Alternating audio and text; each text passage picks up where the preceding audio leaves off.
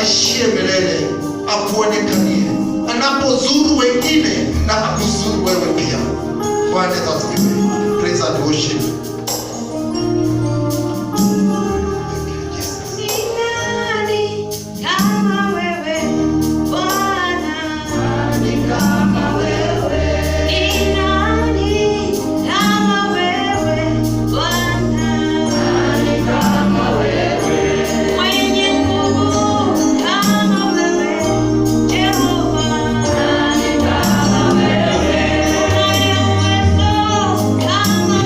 Oh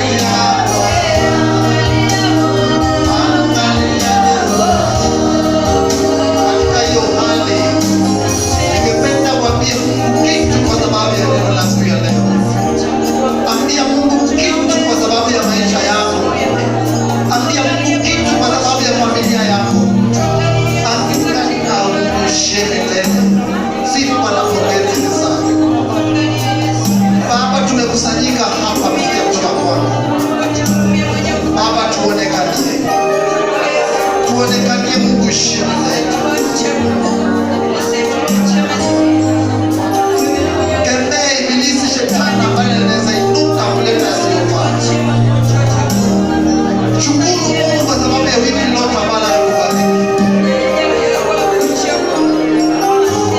Ni yeye pekee ambaye atakuwezeshea. Ni yeye pekee ambaye tunamsifu. Ni neno lake la kujenga ambalo tunamsifu.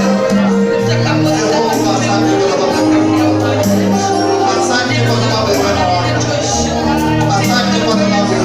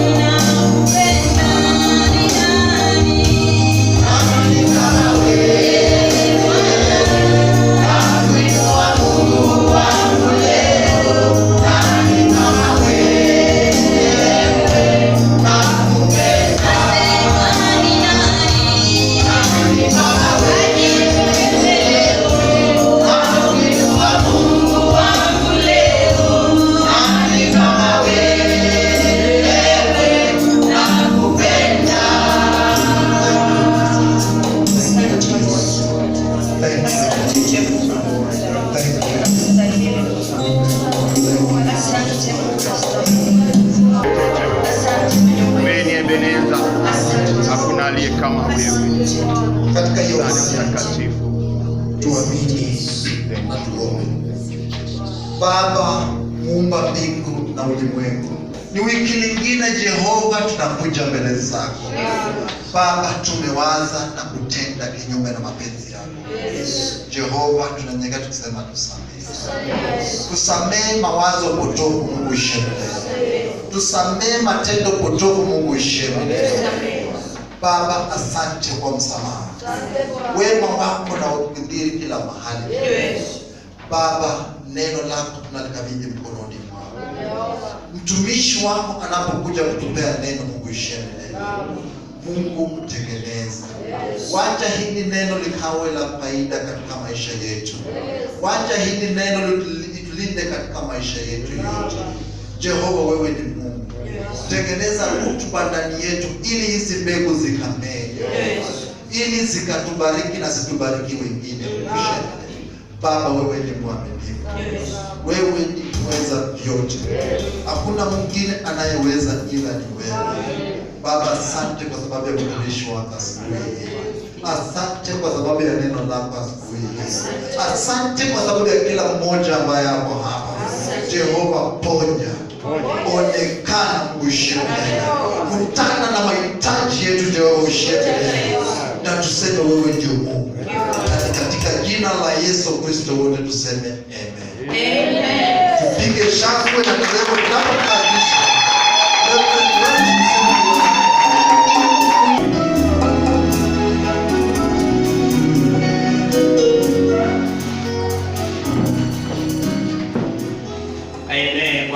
Yesu asifiwe. Wote ambao wamehudumu katika madhabahu haya, nasema Mungu awabariki sana. Asante kutuhudumia hivyo na kutuweka mikononi mwa Mungu kuabudu. Bwana Yesu asifiwe. Kila Mkristo, Bwana Yesu asifiwe. Amen. Nataka tusikilize neno la Mungu, maana ni wakati mzuri tusikilize neno la Mungu. Karibu ndani, kwamba bado kungaliko sheria ya kusema tuvae barakoa kama mask. Bado ingaliko hiyo sheria, is still there. Kwa hiyo ushers wetu, nataka muwe strict sana. Kila mmoja anapoingia awe amevaa mask na pia mpime temperature vizuri. Sasa Wakristo, sisi ni watoto wa Mungu, tunashika sheria zaidi kuliko mtu yule ambaye hajaokoka. Kwa hivyo shika sheria kabisa. Mask lazima uvae, social distance yenye tumeweka ukae hivyo, na hiyo ni mzuri. Maana saa hizi tunaambiwa corona inaenda juu sana, hata kwa kaunti yetu iko mingi kabisa, lakini Mungu anatusaidia tu na kutukinga na hatari hizo, lakini tufuate sheria. Bwana Yesu asifiwe. Kwa hivyo last Sunday nimekuwa nikifundisha juu ya manabii wa uongo ama kujihadhari, to be aware of the false prophets and false teachers, manabii wa uongo na walimu wa uongo. Nilianza kufundisha kwamba tujihadhari, yaani Kristo alituambia jihadharini. Tulisoma hiyo katika kitabu cha Mathayo 7 mstari wa 16 hadi 18. Acha turudie tena maandiko hayo. Yesu Kristo alisema na akatuambia tujihadhari. Unapaswa kujihadhari, sio kukaa tu hivyo hivyo, maana tunaishi katika ulimwengu ambao hao manabii wa uongo na walimu wa uongo wameanza kujaa kote ulimwenguni. Tulisoma katika Matthew chapter 5 verse 15 and 16. Yesu Kristo alisema nini? Jihadharini na manabii wa uongo, watu wanaowajia wamevaa mavazi ya kondoo, walakini kwa ndani ni mbwa mwitu wakali. Mtawatambua kwa matunda yao. Bwana Yesu asifiwe. Unaona, Yesu Kristo ametupa tahadhari mapema, ili Mkristo wewe ujue na ujihadhari, usije ukashikwa na hao watu ama ukawa mtumwa wa hao watu. Anasema jihadharini sana. Ni manabii wa uongo, wamevaa nguo za kondoo, lakini wao ndani yao ni mbwa mwitu wakali mno, wanaoharibu kondoo, wanaoharibu kundi la Mungu. Kristo anasema tujihadhari, tujiepushe na wao, tuwakatae, usishirikiane na wao, baki na Mungu wako, maana hivyo ndivyo utakavyo mpendeza Mungu. Bwana Yesu asifiwe. Kwa hivyo tunaendelea kusoma habari za hao manabii wa uongo na walimu wa uongo, ili Mkristo uweze kuelewa na ujue vizuri. Tusome Biblia sasa. Tusome Biblia katika kitabu cha Matendo ya Mitume 17 mstari wa 11. Acts of Apostles chapter 17 verse 11. Matendo ya Mitume 17 mstari wa 11. Acts of Apostles chapter 17 verse 11. Biblia inasema hivi, yangu ya Kiswahili, my translation is in Kiswahili, wacha nisome. Biblia inasema watu hawa walikuwa waangwana kuliko wale wa Thesalonike, kwa kuwa walilipokea lile neno kwa uelekevu wa moyo, wakayachunguza maandiko kila siku, waone kwamba mambo hayo ndivyo yalivyo. Bwana Yesu asifiwe. Biblia inasema hii ni mambo ambayo Paulo analisifu kanisa la Beroya baada ya kuhubiri kule Thesalonike, akakuja tena akahubiri Beroya, Na alipokuwa anahubiri Beroya huyu Paulo, Biblia anasema alilisifu kanisa la Beroya, maana wao hawakufanana na Wathesalonike. Ndio, Thesalonike ilikuwa ni kanisa, lakini kulikuweko utofauti kati ya Beroya na kati ya Thesalonike. Hao Thesalonike hawakuliangalia neno na kulifuatilia neno na kuliamini hilo neno kikamilifu jinsi lilivyo. Paulo anasifu wa Beroya ni kwa sababu gani? Ati hao watu walikuwa waangwana.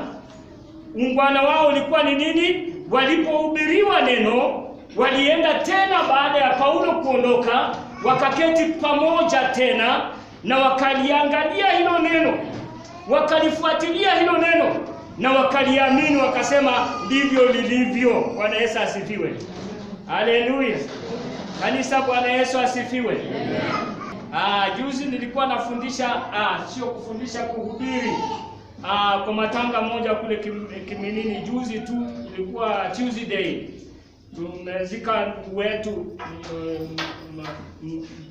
mzee wa makanisa wa kanisa hilo, na tukazika. Bwana Yesu asifiwe. Na nikaambiwa kuhubiri, na nikahubiri mzuri kabisa. Haleluya. Tunajua mimi nahubiri mzuri. Nikahubiri vizuri kabisa. Nashukuru Mungu. Wanasiasa walikuwepo wengi, wanasema mambo ya BBI, wanasema katiba igeuzwe, katiba iangaliwe vizuri, katiba BBI, na wakasema sana. Bwana Yesu asifiwe. Na mimi nilipoamka kuhubiri, nami nikasema katiba ambayo haibadiliki na wala haitabadilishwa ni neno la Mungu. Sasa sikilizeni neno la Mungu ambalo hamtabadilisha na linabadilisha watu yenu. Hii hata baada ya miaka miwili tena mtasema hapana, mtataka kubadilisha, maana ya kibinadamu. Mwanadamu hatosheki. Hatuwezi kupendeza watu wote vile tumekaa hivi. Haiwezekani bado tukabadilishanga miaka nenda rudi, maana haiwezi kutoshelesha mambo yetu. Lakini neno la Mungu linatoshelesha mambo ya mwanadamu kabisa, na linabadilisha, na wala halitabadilishwa wala halitafanyiwa referendum. Neno hili litadumu milele na milele. Sema amen. Kanisa, Bwana Yesu asifiwe. Kwa nini hutaki kushangilia neno la Mungu? Haleluya. Watakuja na referendum, mtakimbia kusema yes or no, ama vile itakavyokuwa. Lakini neno hili ndilo neno. Biblia inasema mbingu na nchi zitapita, lakini neno la Mungu litadumu milele. Haleluya. Mbingu na nchi na kila kitu kilichopo duniani na mambo ya dunia hii yatapita, lakini mwenye neno aliyeokoka na akaishi kwa neno atadumu milele hadi kwenye uzima wa milele. Tutadumu, tutaishi huko, maana sisi tuna neno na tunaliamini neno, tunakaa katika neno. Bwana Yesu asifiwe. Unanipata kanisa? Sasa Paulo anasifu kanisa la Beroya. Kanisa la Beroya lilikuwa na tabia gani? Waliposikiliza neno la Paulo, wao wenyewe baada ya Paulo kuondoka, waliketi kuliangalia neno tena na kulitafakari hilo neno tena na kuliamini hilo neno, wakasema ndivyo lilivyo vile Paulo alivyohubiri. Bwana Yesu asifiwe. Je, wakati ninahubiri hapa kanisani, unaporudi nyumbani, wewe huenda ukaangalia ya hayo maandiko niliyohubiri na ukayarudia tena? Ama inakwisha hivyo, unaweka Biblia kando, unaongoja next Sunday ukuje tena nihubiri na uende ukae hivyo? No, inapaswa uende ukaangalia neno na ukaliangalie tena, liamini hilo neno, anza kulitumikia hilo neno, liwe ndio maisha yako. Bwana Yesu asifiwe.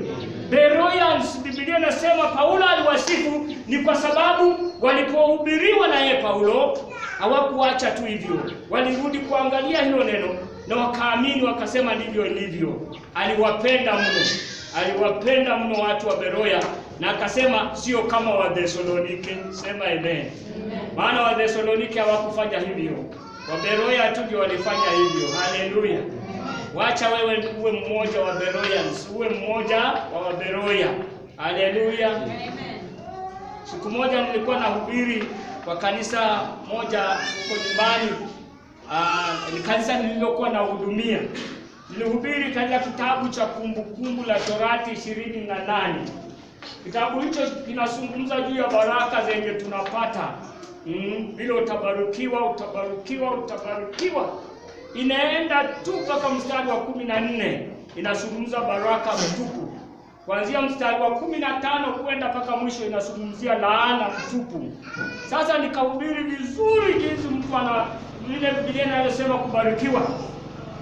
Nilipokuwa natembelea Wakristo nyumbani, nikapata Mkristo mmoja kwa ghafla tu nimeingia, kumbe amechukua Biblia, amefungua hiyo Kumbukumbu la Torati 28, akanasoma tena kuelewa hayo mambo. Ilinifurahisha sana. Sema amen. Bwana Yesu asifiwe.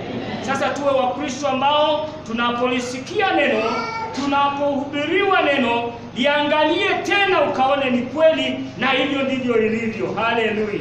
Sasa sikiliza vizuri. Bwana Yesu asifiwe. Mkristo tukishakujua neno na tukalielewa na kulijua ndivyo lilivyo, maana nabii wa uongo hata kudanganya, maana unalijua neno jinsi lilivyo. Bwana Yesu asifiwe. Kama wewe hautaki kufuatilia neno na kuliangalia neno kwa bidii, nabii wa uongo atakudanganya, ni kwa sababu hauelewi neno. Mbinu moja ya shetani anayoitumia na akitumia hawa manabii wa uongo ni kwamba wanasoma mstari mmoja wa maandiko, then wanageuza hayo maandiko usikose kuyaamini na yasikue jinsi yalivyo. Sasa wewe utaamini hivyo ukisema na ni kweli. Bwana Yesu asifiwe. Unanipata kanisa? Kwa mfano Biblia inatuambia juu ya upendo katika Wakorintho wa kwanza 13. Inasema upendo huvumilia, upendo unadumu, upendo hauwezi kuhesabu mabaya, upendo hauchoki kutenda mema. Unaona? Biblia inataja hivyo. Bwana Yesu asifiwe. Haleluya. Kanisa, Bwana Yesu asifiwe. Amen. Sasa unaona Biblia inaposema upendo hauchoki, upendo huvumilia, upendo hauhesabu mabaya, upendo hauchoki kutenda mema, shetani atatumia maandiko haya na anasema upendo utatenda mema tu wakati mtu anakutendea mema. Sasa mtu akikukasirisha, upendo unakatika. Mtu akikukosea, upendo unakatika. Shetani anatumia hivyo. Sasa hautapenda hata yule aliyekukasirisha. Biblia inasema nini? Tuwapende hata maadui zetu. Sema amen. Eti nini Biblia inasema? Adui wako akiwa hana chakula, mpe chakula ale. Adui yako ikiwa hana mavazi, mpe mavazi, na hiyo utakuwa umetimiliza neno la upendo ambalo Kristo alituachia. Sema amen. Sasa kanisa, Biblia inasema nini? Tuwe kama hao wa Beroya, watu waliosikiliza neno la Paulo, wakalifuatilia, wakiketi pamoja, wakaliangalia tena na wakaliamini kwamba hili ndilo neno kamili ambalo Paulo amehubiri, na wakaliamini hilo neno. Mkristo kiliamini neno na kulijua neno, nabii wa uongo hawezi kukudanganya, maana unajua neno. Bwana Yesu asifiwe. Na kama haujui neno na hujaishi katika neno, hivyo utadanganywa na manabii wa uongo, maana wao hudanganya watu wakibadilisha neno kwa faida yao, wakibadilisha neno kwa kutaka sifa zao, wakibadilisha neno kutaka wafuasi wanaowafuata. Bwana Yesu asifiwe. Sasa ukiwa mwerefu na unayejua neno, hautafuatana na wao, maana ni wajanja. Biblia ilituambia last Sunday ya kwamba wana hila, ni wajanja na wanaweza kukubadilisha. Bwana Yesu asifiwe. Haleluya. Sasa tutawajuaje hawa manabii wa uongo? Ninafundisha nikikuonyesha. Bwana Yesu asifiwe. Kitu cha kwanza, manabii wa uongo wanatumia neno, lakini wanalitumia kwa faida yao ama kwa sifa zao wenyewe. Atakusomea maandiko mafupi ili azungumze yale anayotaka wewe afaidike kwa wewe, ili utoe ama ili unyenyekee akuombee na uwe mtumwa wake. Bwana Yesu asifiwe. Niliwaambia last Sunday ya kwamba kuombea watu sio tatizo, sio jambo ambalo tumekatashwa. Biblia inatuambia tuwawekee mikono wagonjwa nao watapona katika jina la Yesu. Lakini ni nani huyo anayekuwekea mikono wewe upone katika jina la Yesu? Yeye ni mtumishi wa Mungu kamili ama ni nabii wa uongo? Sikiliza kanisa, roho zile ambazo zinafanya kazi ndani yake. Maana kila mtu anayesimama kujiita ni nabii ama mtumishi wa Mungu, kuna roho nyuma yake ambayo inafanya kazi ndani yake. Inaweza kuwa ni Roho kamili mtakatifu, Roho wa Mungu, ama roho wa shetani anayefanya kazi ndani yake, yuko ndani yake, nyuma yake. Bwana Yesu asifiwe. Sasa akiwa nabii wa uongo, mtumishi wa uongo, atakapokuwekea mikono na kuambia, roho ambayo yuko ndani yake anapanda ndani yako, utaanza kufanana na yeye. Bwana Yesu asifiwe. Nilifundisha ya kwamba tuwajue kwa matendo yao, tabia zao, mienendo yao, wanaishi maisha gani ya kitakatifu ama sio ya kitakatifu. Ni waongo, wananyang'anya pesa watu, wanataka faida kwa watu ama namna gani? Tuwachunguze. Bwana Yesu asifiwe. Wengi wao ni washarati wasinifu. Haleluya. Sasa atakapokuwekea mikono, yeye ni mwasharati, anapanda roho ya usinifu, usharati ndani yako. Hivi karibuni utakuwa msharati nambari 1 na utaanza na yeye, maana yeye ndio mwenye mambo hayo. Bwana Yesu asifiwe.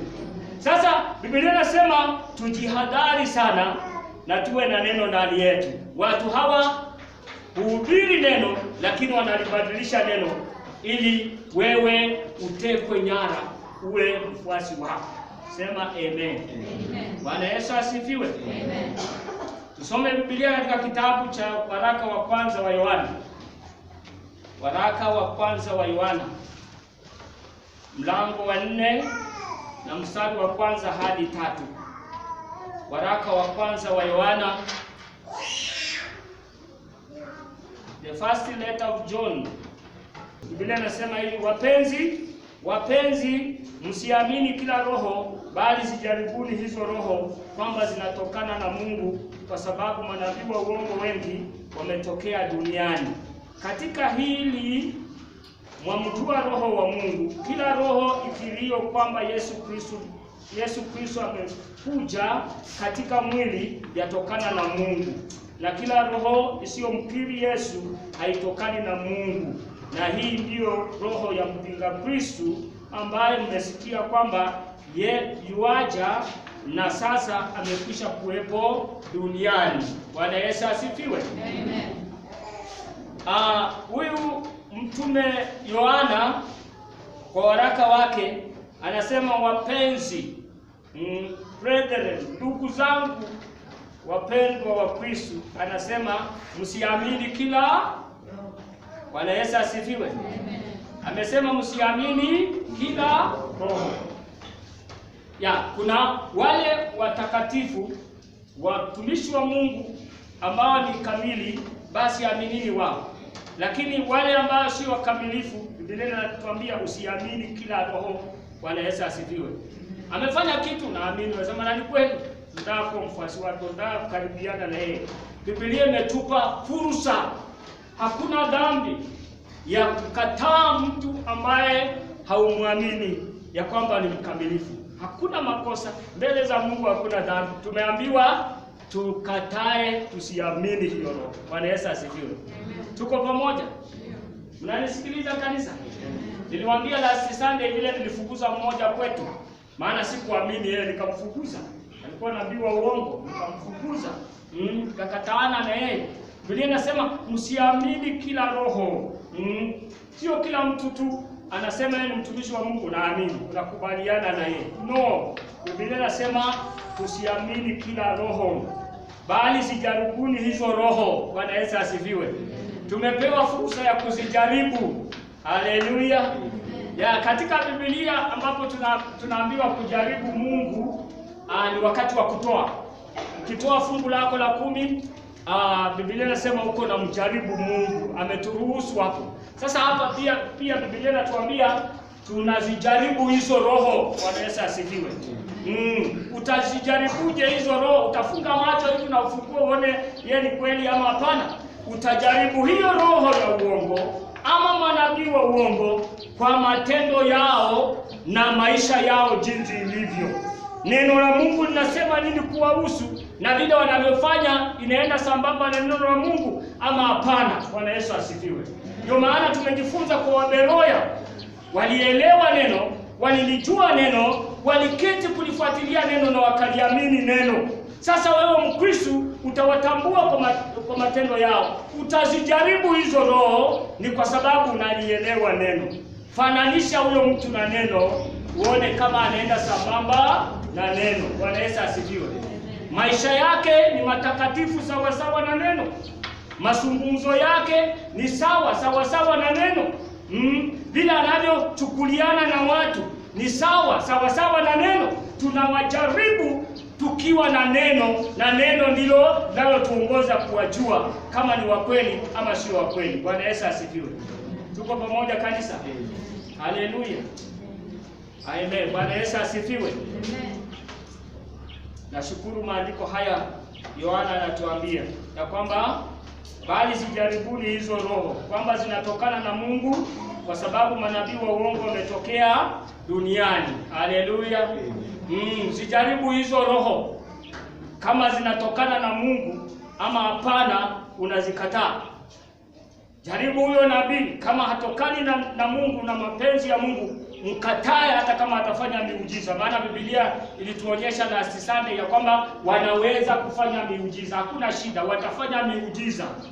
Wataagiza moto utoke juu ukashuke hapa. Mtu amke akasimame juu akaseme nimepona. Lakini maisha huyu mtu nabii yanaenda sawa sawa na neno la Mungu ama hapana? Jaribu huyo mtu. Na ikiwa hatokani na mapenzi ya Mungu, mkatae, maana hakuna dhambi na uko sawa. Bwana Yesu asifiwe. Biblia inaendelea kutuambia nini? Mstari wa 2. Katika hili mwamjua roho wa Mungu, kila roho ikirio kwamba Yesu Kristo amekuja katika mwili yatokana na Mungu. Haleluya. Wengine tutawajaribu kwa kujua jinsi wanavyohubiri na jinsi wanavyotaja jina la Bwana Mungu wetu ama Yesu Kristo. Haleluya. Kuna wale wanaojisifu wakisema wao ndio Mungu, wao ndio nabii wa mwisho ambaye amekuja duniani. Wao wanadharau wengine na kusema hakuna wengine wanajua ila ni wao tu. Angalia huyo mtu, maana amechukua sifa za Mungu na utukufu wa Mungu. Bwana Yesu asifiwe.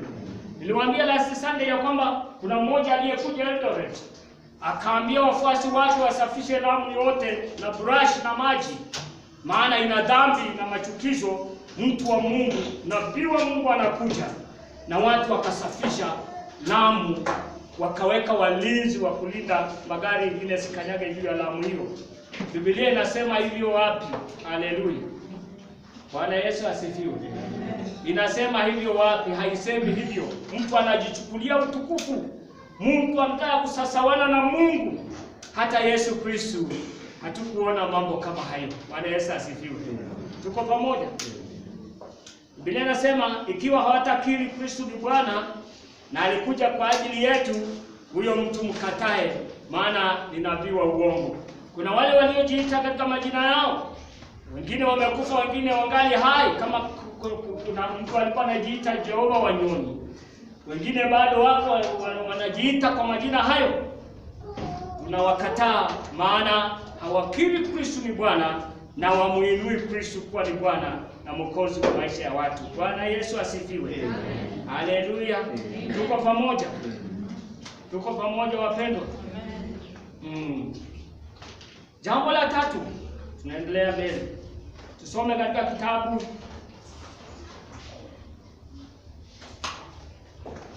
cha Mathayo 12. Mathayo 12 mstari wa 33. Mathayo 12 mstari wa 33.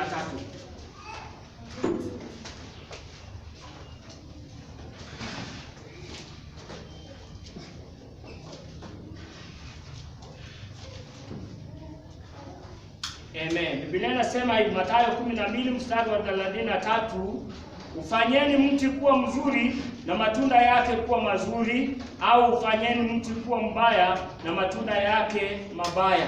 Kwa maana kwa matunda yake mti hutambulikana. Bwana Yesu asifiwe. Yesu Kristo anazungumza juu ya mti. Mti ulio mzuri ambao matunda yake ni matamu. Matunda hayawezi kuwa matamu kama mti sio mzuri. Bwana Yesu asifiwe. Lazima mti huo tutausifu, ni kwa sababu ni mwembe ambao una maembe mazuri matamu. Ni avocado ambayo avocado ni tamu, ni kwa sababu mti wenyewe ni mzuri, hauna kasoro. Bwana Yesu asifiwe. Kwa hivyo nabii yote anayesifika ama anayetambulikana, mwalimu wa uongo ama wa kweli, tutamuona kwa matunda yake. Maana hatutasema tu matunda ni matamu, bali tutajua mti pia ni mzuri. Bwana Yesu asifiwe. Matendo yao ni aina gani? Njia zao ni za aina gani? Wanafananaje wanapokuja mbele zetu? Tuwatambue ili tuweze kujua huyu ni wa kweli ama sio wa kweli. Bwana Yesu asifiwe. Haleluya. Amen. Mathayo 12 mstari wa 33. Ile inasema ufanyeni mti kuwa mzuri na matunda yake kuwa mazuri, au ufanyeni mti kuwa mbaya na matunda yake mabaya. Kwa maana kwa matunda yake mti utambulikana. Bwana Yesu asifiwe. Tutawatambua watu hawa ni wazuri ama ni wacha Mungu, wanabii wa ukweli ama wa uongo, kwa matunda yao. Bwana Yesu asifiwe. Mienendo yao, wako wa jinsi gani? Kuna wale wameoa wanawake wengi, kuna wale wamedivorce, hawataki kuoleka ama waliacha ndoa na wanaandamana na wanaume, lakini bado wana madhabahu, wanahubiri. Bwana Yesu asifiwe. Tuko pamoja. Nilikuwa nikifuatilia ushuhuda wa hawa watu wa Mungu, tusiwezi kukwambia jina lao. Nilikuwa nafuatilia ushuhuda huo, na kuna mtu mmoja ambaye akisha kugundua ukweli wa mambo hayo akatoka huko. Bwana Yesu asifiwe. Kwa nini alitoka huko? Aliona hii sio maandiko, hii sio kweli ya Mungu. Unaona, huyu mtu wa Mungu anayejiita nabii, ambaye watu wengi wamejaa kanisa lake, yeye hufanya usinifu na wanawake ambao amewateka jana, ili akuje kwa madhabahu ahubiri kwa chumba chake cha ndani. Kama ofisi yangu huko, anafanya usinifu kwanza ndio akuje hapa ahubiri. Unaona, huyo mama alikuwa anatoa ushuhuda huo, maana alifanyiwa hivyo na ameokoka, ametubu, ametoroka. Sema amen. Bwana Yesu asifiwe. Sasa Biblia inatuambia, nilikuwa nasoma maandiko, matunda yao tutawatambua kwa matunda yao. Bwana Yesu asifiwe. Matunda yao ni ya namna gani?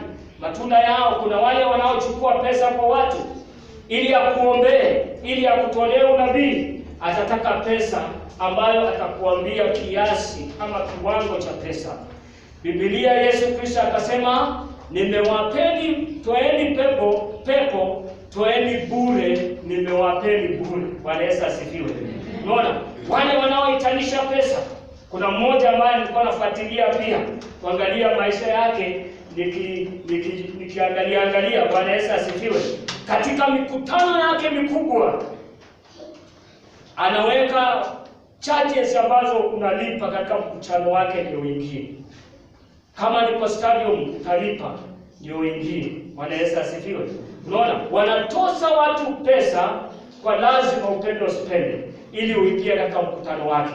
Tunawatambua kwa matunda yao. Kristo alisema, toeni bure, nimewapa bure. Tutatoa nini mbele za Mungu? Tutatoa sadaka zetu, tutatoa fungu la 10, tutatoa dhabihu zingine zote zile kwa ajili ya maisha yako, lakini sio kulipia kazi ya Mungu ama kulipia huyu mtu ndio ingie katika mkutano wake. Bwana Yesu asifiwe. Tuko pamoja kanisa.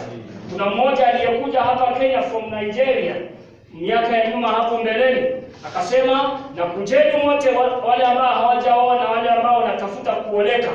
Wanaume walijaa katika stadium hiyo, na alikuwa anawatosa pesa ndio waingie katika stadium hiyo, na kwamba ana mbinu za kufanya watu waoleke na watu waoe. Bwana Yesu asifiwe.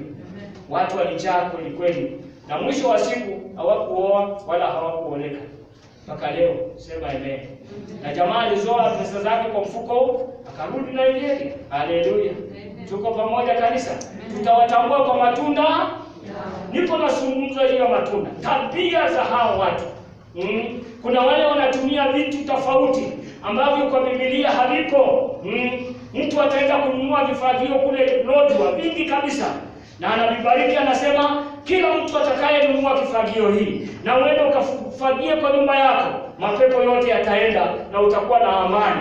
Angalia vitu kama hiyo. Huyo sio mtu wa kweli, anatumia vitu hivyo kwa kujitajirisha mwenyewe, maana anauza. Bwana Yesu asifiwe.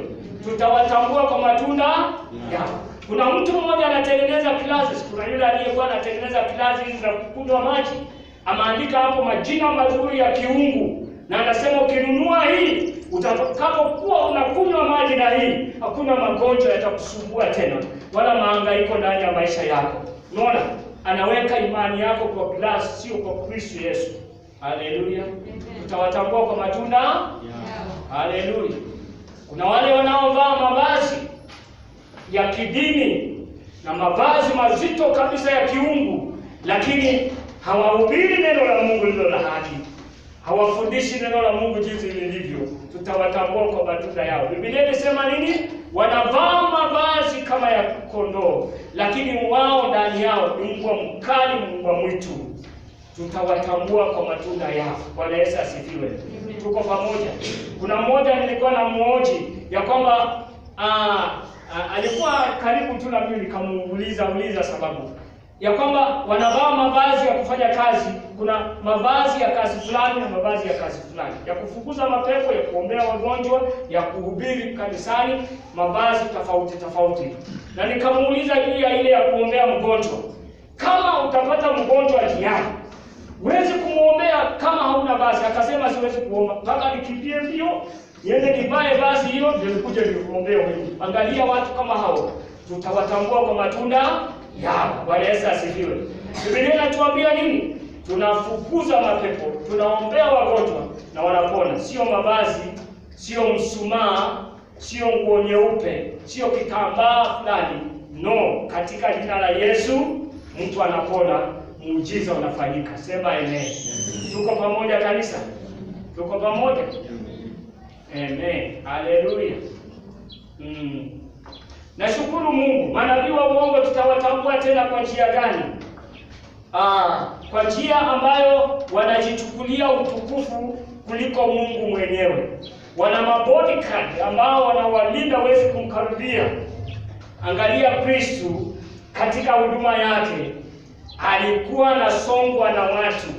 Biblia inasema hata mwanamke aliyekuwa amegonjeka miaka 12 alijifinyilia ndani ya watu na akamguza Yesu vazi lake. Bwana Yesu asifiwe.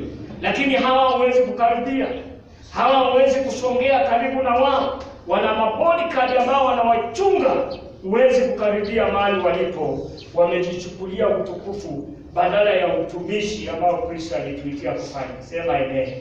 Tuko pamoja kanisa? Haleluya. Manabii wa uongo wanafanya nini? Wanatishia watu, wanatoa unabii wa kutisha. Ya kwamba hili na hili kifanyika, wewe haupo. Maneno ya kukutisha ili ukue mfuasi wao, ili ukue mtumwa wao. Wanakutishia maisha na wanatoa unabii ambao utakufedhesha, hautakupa amani na utulivu ndani ya maisha yako. Sema amen. Manabii wa uongo wanafanya nini pia? Wana miujiza mingi ambayo inafanyika. Kuna mmoja nilikuwa nafuatilia pia, aliokoka akatoka huko. Anasema alipokuwa na kanisa lake, huyu pastor, mwalimu wa uongo, alipokuwa na kanisa ambalo halikuwa na watu wengi, akatamani kanisa la mtu mwingine ambaye lilikuwa na watu wengi wamefurika, na akasongea karibu na yeye. Na huyu akawa rafiki sana.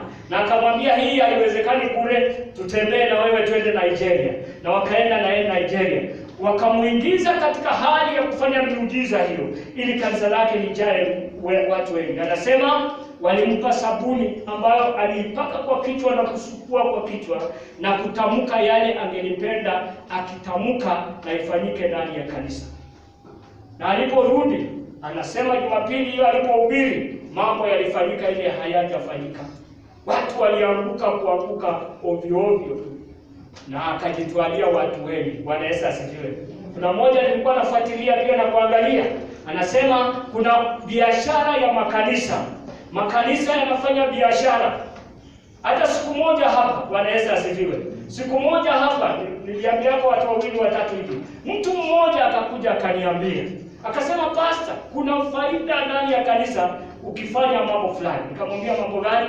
Akasema sisi huko Nairobi tulikuwa tunapewa vitu fulani tunauza, na hiyo unafanyia ndani ya kanisa, miujiza itafanyika, watu wataanguka chini, watu wataongezeka kanisa. Ungelipenda pastor nikuuzie ama nikuletee hiyo? Nikamwambia usiniletee vitu kama hivyo, siwezi kubaliana. Alikuwa hapo, Bwana Yesu asifiwe. Hata alifanya kazi kwa ushirika huu, na niliambia watu fulani katika kanisa hili. Bwana Yesu asifiwe.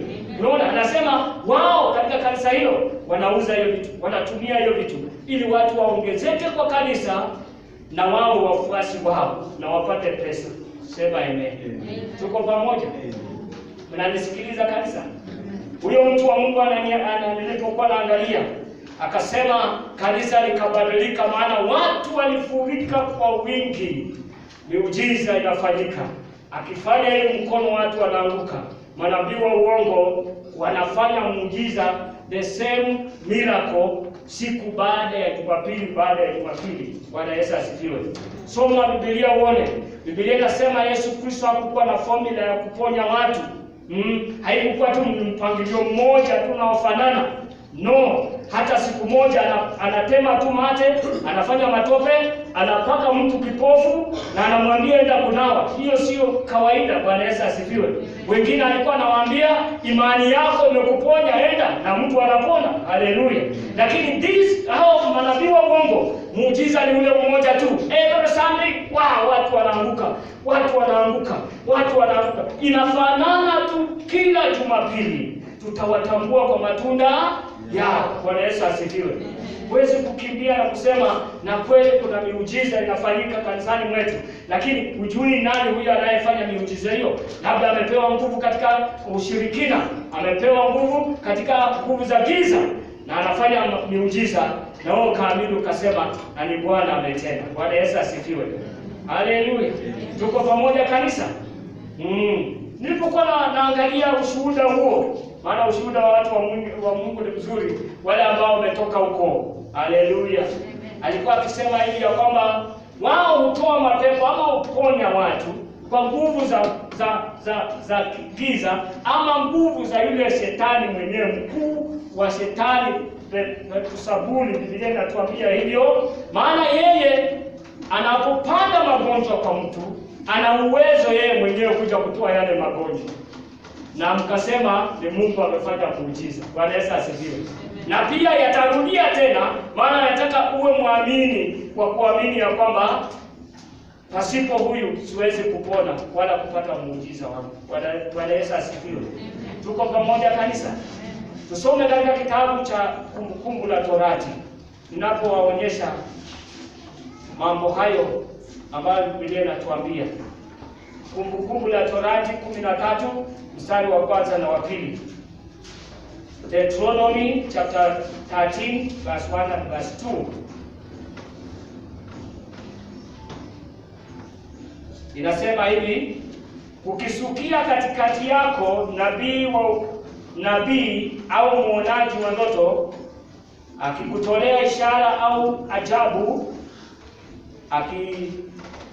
ikitukia hiyo ishara au hiyo ajabu aliyokuambia akisema, na tufuate miungu mingine usiyoijua tuitumikie hiyo, wewe usiyasikilize maneno ya nabii yule muonaji wa ndoto, kwa kuwa Bwana Mungu wenu wajaribu apate kujua kwamba mwampenda Bwana Mungu wenu kwa moyo wenu wote na kwa roho zenu zote. Bwana Yesu asifiwe.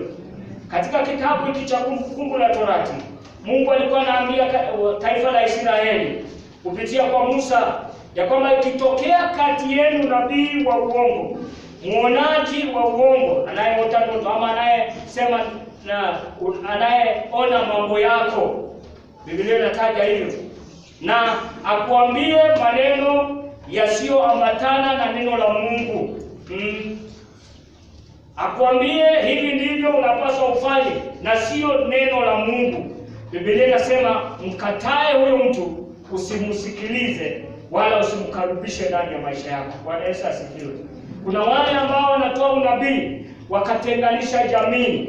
Kuna wale ambao wanatoa unabii wakafanya watu wakakosana kwa heri, maana wanakukosanisha ndugu, jirani na watu wengine. Bwana Yesu asifiwe. Biblia inasema wakatae, maana Mungu anakuangalia kutoka juu mbinguni na aone kama unampenda Mungu kikamilifu ama hapana. Bwana Yesu asifiwe. Biblia inasema hata wakitoa ishara, hata wakifanya maajabu, lakini hawasemi kweli ya Mungu ama wakuongozi katika kweli ya Mungu, Biblia inasema wakatae kabisa, maana hawatokani na neno la Mungu. Bwana Yesu asifiwe. Tuko pamoja kanisa? Haleluya. Nashukuru maandiko haya. Manabii wa uongo wanadanganya. Wanaume, nisikilize vizuri. Ukiruhusu bibi yako kwenda katika hawa manabii wa uongo na kuambia hauna bibi, siku hii ya karibu inayokuja hautakuwa na bibi. Ataambukizwa roho hizo za unabii wa uongo na atakusumbua kabisa. Hautakuwa na bibi karibuni. Bwana Yesu asifiwe. Jihadhari, maana wanakosesha watu na wanaharibu watu katika maisha yao. Haleluya. Amen. Some Biblia tena katika kitabu cha Matendo ya Mitume 13 mstari wa 6. Matendo ya Mitume 13 mstari wa 6.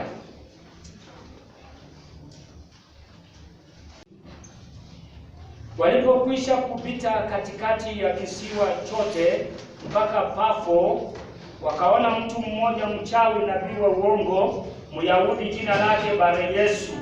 Mtu huyu alikuwa pamoja na liwali Sergio Paulo, mtu mwenye akili. Yeye liwali akawataka Barnaba na Sauli waje kwake, akatake kusikiliza neno la Mungu. Lakini Elima yule mchawi, maana ndiyo tafsiri ya jina lake, akashindana nao akitaka kumtia yule liwali moyo wa kuacha ile imani.